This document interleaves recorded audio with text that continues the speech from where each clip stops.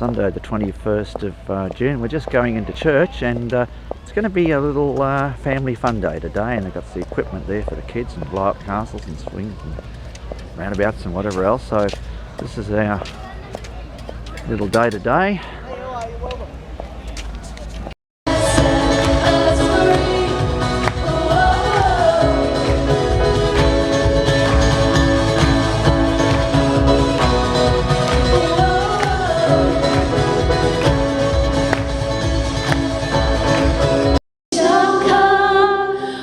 Trumpet sound, oh may I then in him be found, dressed in his righteousness alone. They just got on, and whenever they had an argument, they never raised their voices, and they always worked it out, and at the end of it, you know, everything was happy and the whole family was happy. It's just like yours and my family, isn't it? And then you had a show like, who remembers the Waltons? Yeah. Right? The Waltons was a family that lived, I don't know, in the south of America. Virginia Mountains. I don't even know if that's in the south of America, but the Virginia Mountains. And the whole family, the grandparents, the kids, everyone lived together. And at night, they'd always finish the show at night. They'd all go to bed. And the lights would be on, and they go out one by one and hear, "Good night, John Boy." "Good night, Mary Ellen." "Good night, Elizabeth." You know, and the same deal. This perfect family, and whenever there was a disagreement, they just rationally talk it out, sort it out. You know, just like us. Little House on the Prairie. You know, Charles and Laura Ingalls, Mary Ingalls, whatever her name was.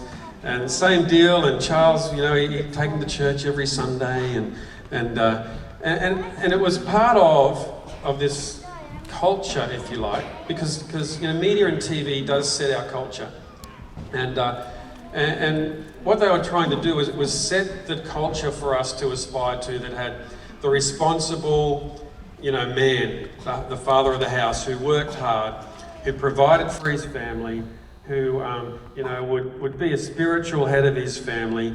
And then you had the mum, you know, who was, you know, compliant and a real nurturer and carer.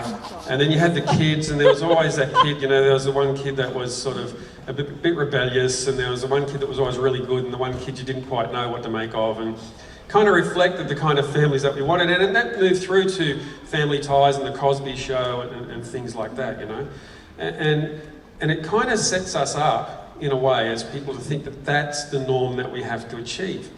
And that's a really dangerous thing, because what happens is that when you come to church, particularly when you've got to face other people, because it's not so private here, you can sort of pull yourself into your home and not have to deal with anybody, but when you come here, you sort of put your public face on, you kind of feel like you have to live up to that. And so when you do have issues in your marriage, in your family, you don't want to tell anyone about it because it doesn't fit this norm. And so what you do is you withdraw from people. You don't tell them about that, and you begin to try and deal with those things on your own, and you become more and more isolated, and eventually the whole thing falls apart. But that's not what God plans for us. That's not the legacy that God planned for marriage and for family. Some of us have mentioned in the 90s, a new show came out that's been the most popular show on TV ever, just about. And I want to show a video of that show. We're right to go, just so you can have a look. We're going to look at 5 minutes of an episode of this show, and then we'll talk about it. Thanks, guys. The beautiful change.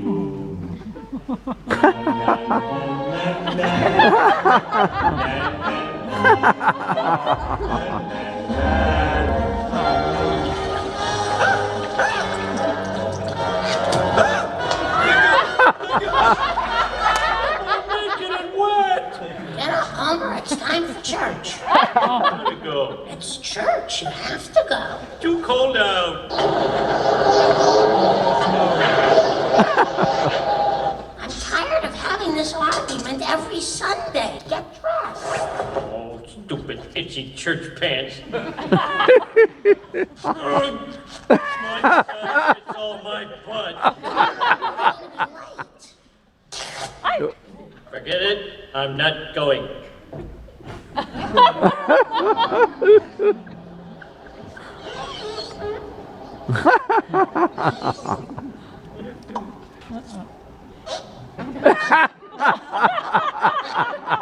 where's Uber? Your father's. Resting. Resting hungover, resting got fired. Help me out here. I'm just a big toasty cinnamon bun. I want to leave this bed. Why, oh, why, Delilah? It's 11 kBBL degrees below zero. I hope you're someplace warm.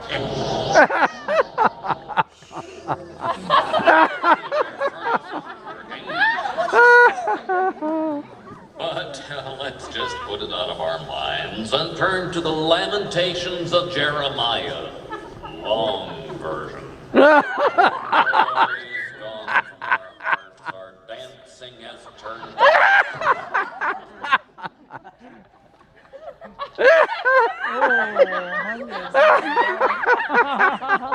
Now stop manipulating my spine.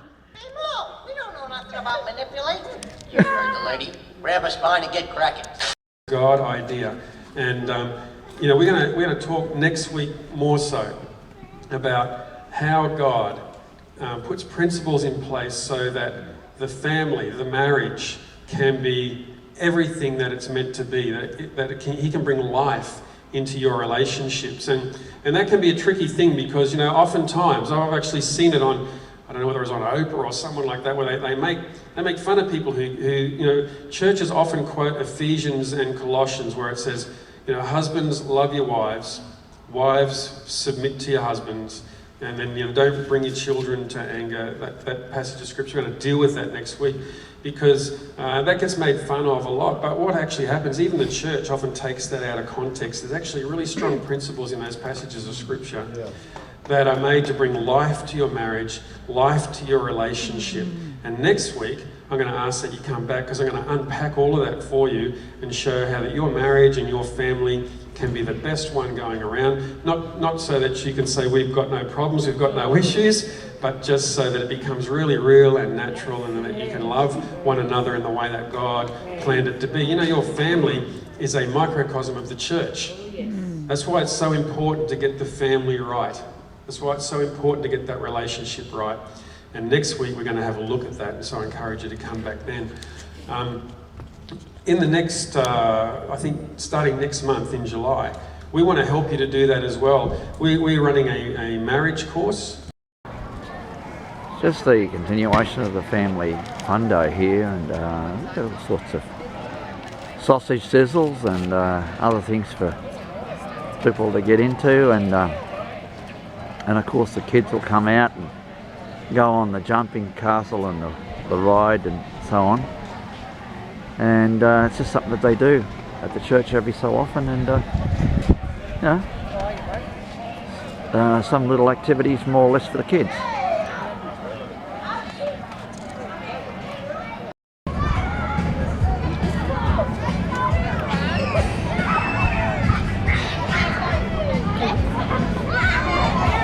The kids on a little merry-go-round, little deal.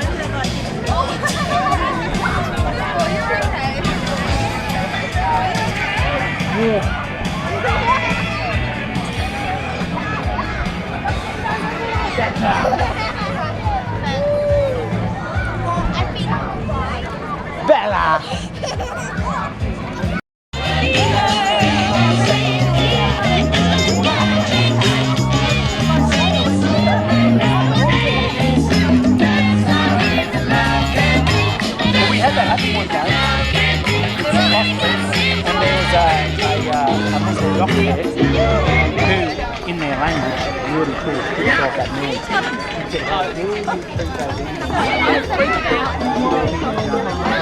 means.